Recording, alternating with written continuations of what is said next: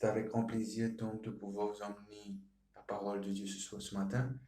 Donc, ce matin, donc, on va lire dans le livre de Matthieu, le chapitre 8, au verset 5. Il nous dit ceci.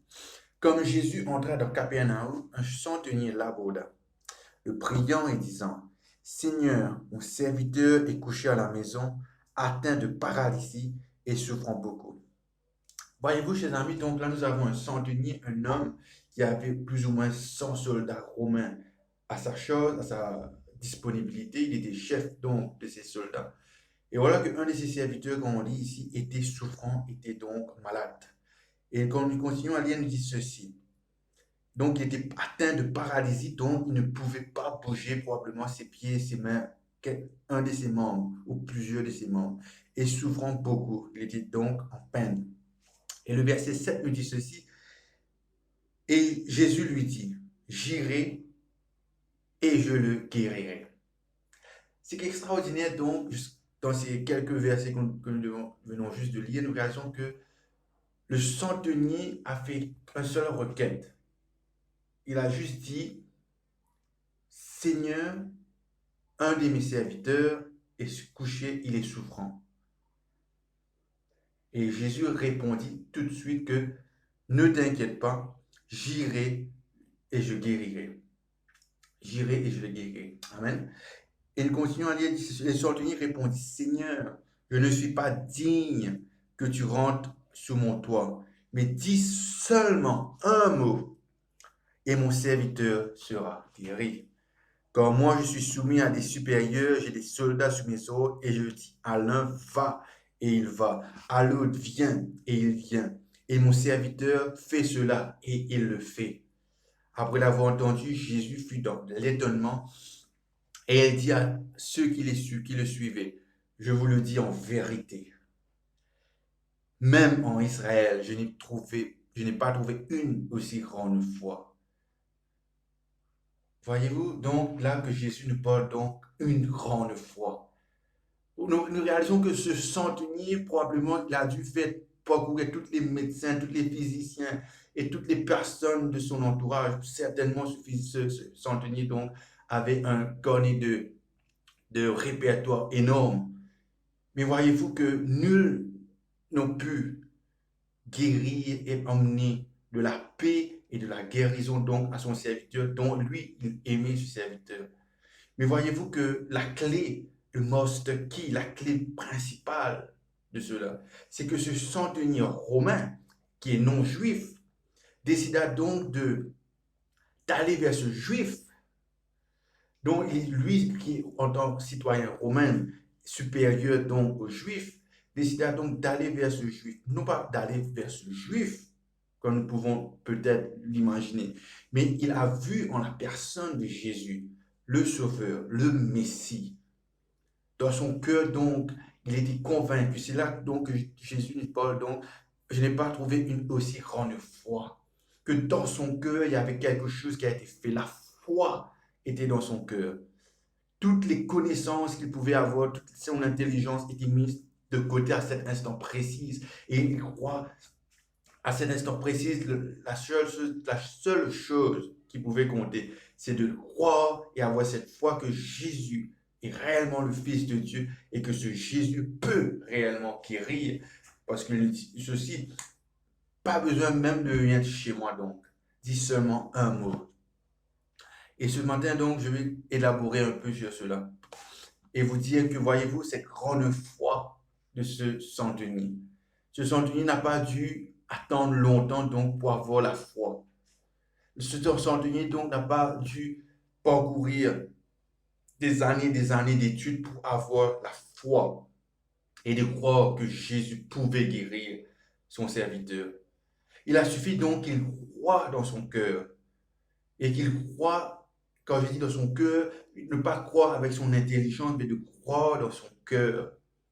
Voyez-vous que notre intelligence peut nous dire beaucoup de choses qui sont peut-être des fois vraies, mais la foi me dit, et dans la Bible, dans le livre d'Hébreux, le chapitre 11, verset 1er, il me dit ceci, donc que la foi, elle est une ferme assurance des choses qu'on espère et une démonstration de celles qu'on ne voit pas. Mais voyez-vous donc, si nous croyons ce verset seulement avec une connaissance intellectuelle, une connaissance académique, il n'y aura pas de puissance agissante dans cette déclaration.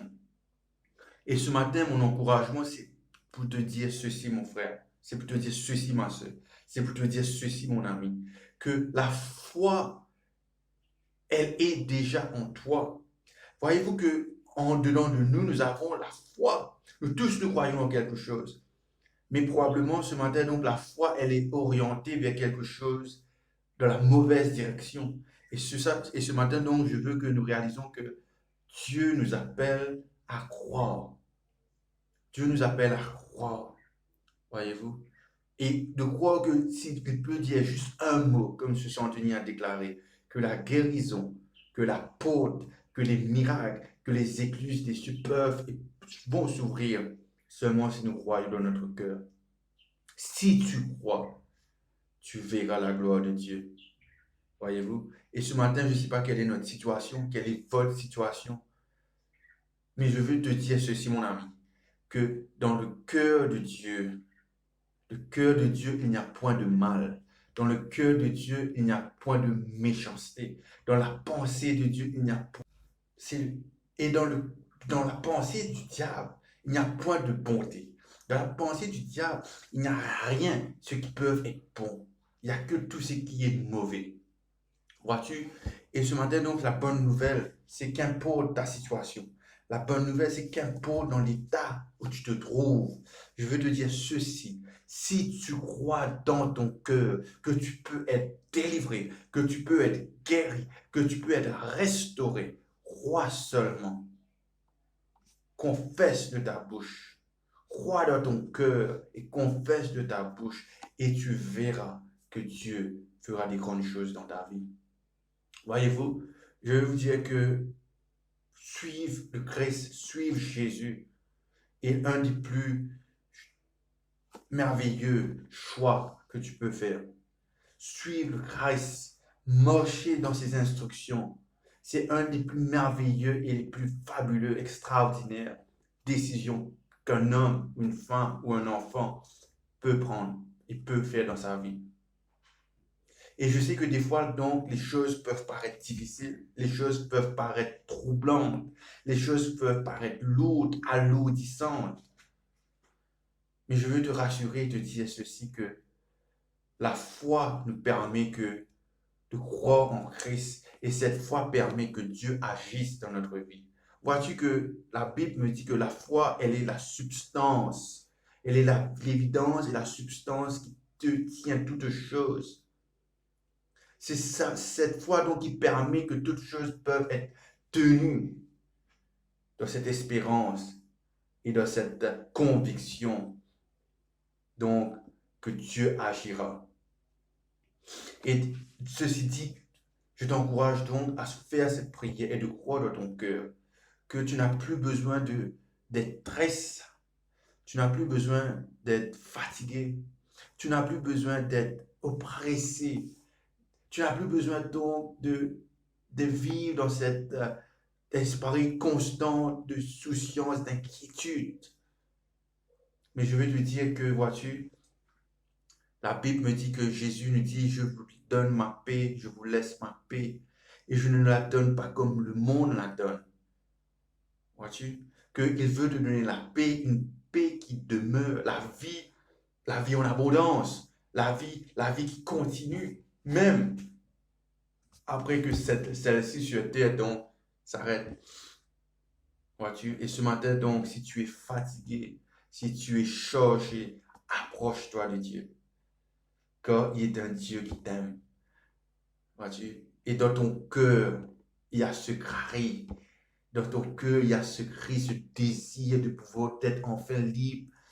Et vois-tu, donc là, Jésus nous dit que je suis la vérité et la vie.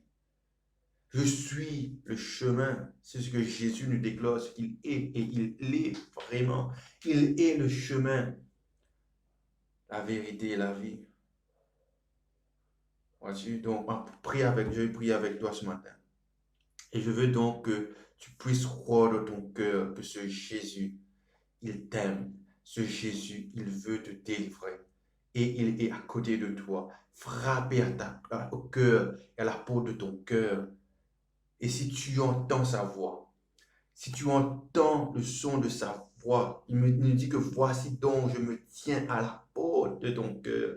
Si tu entends ma voix, ouvre la porte de ton cœur. Je rentrerai, je viendrai chez toi comme ce centenier. Je viendrai chez toi et je vais souper avec toi. Il mangera avec toi, mon ami. Il demeurera avec toi si tu ouvres, tu rends la porte de ton cœur. Prie donc ce soir et ce matin-là où tu es avec moi.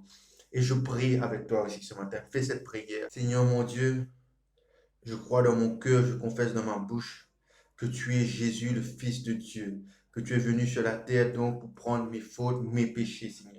Et je me répands et je me détourne de ces péchés, de ces mauvaises voies. Et je crois, Seigneur, que tu m'aimes et que tu veux que j'habite toujours dans ta présence, Seigneur. Donc, Seigneur, je t'invite dans mon cœur. Prends toute la place. Sois le Seigneur et le Maître de ma vie. Seigneur, qu'à partir d'aujourd'hui, je marche, Seigneur, avec toi, avec assurance, avec conviction, avec force, avec dans la victoire et de gloire en gloire. Je te dis merci, Père, dans le beau, merveilleux nom de Jésus. Amen. Si tu as fait cette prière, mon ami, je t'encourage donc à prendre contact, je t'encourage donc à parler avec des personnes qui connaissent ce Jésus, parler à des personnes qui connaissent ce merveilleux Dieu que tu viens d'entendre et de partager aussi cette bonne nouvelle avec toutes les personnes que tu peux rencontrer et leur dire donc que désormais tu n'es plus un enfant de la servitude, tu n'es plus un enfant de la peur, tu n'es plus un enfant du diable, mais tu es un enfant de Dieu et que sa lumière vive en toi. Et que désormais, je vais te dire ceci, mon ami, cette bonne nouvelle aussi que il n'y a plus de ténèbres dans ta vie aujourd'hui. Il n'y a plus de noirté dans ta vie. Il n'y a plus de cauchemar dans ta vie. Car Dieu est ton assurance. Dieu, Jésus, est ce berger qui te conduit dans des verts pâturages. Et il nous conduit dans des verts pâturages. Que désormais, même si l'ombre de la mort, même si tu marches dans la vallée, dans un vallée sombre et noir, sache ceci, qu'il est avec toi. Il te conduit avec droiture, justice, et tu iras jusqu'au vert pâturage avec lui, quand il t'aime. Je t'invite donc à prendre contact. Et si ceux qui ont besoin de prière, pour ceux qui sont malades, je vais te dire ceci aussi, mon ami, que ta guérison, si tu crois dans ton cœur et reçois cette parole, qu'elle nous dit que par ses meurtrissures, nous sommes guéris. Si tu crois cette parole ce matin, donc la guérison, elle est pour toi. Et je t'encourage donc à essayer de faire, si tu as des douleurs ou bien qu'il y a des choses que tu ne pouvais pas faire, reçois cette parole que par ses meurtrissures, tu es guéri dans le merveilleux nom de Jésus. Je t'encourage donc à faire des mouvements, essayer de faire des choses par la foi dans ton cœur que tu ne pouvais pas faire et rends grâce à Dieu car c'est lui qui te guérit ce matin, mon ami. C'est lui qui te guérit ce matin. Et ce soir, je te rassure, ton sommeil sera doux et léger. Sois béni, mon ami.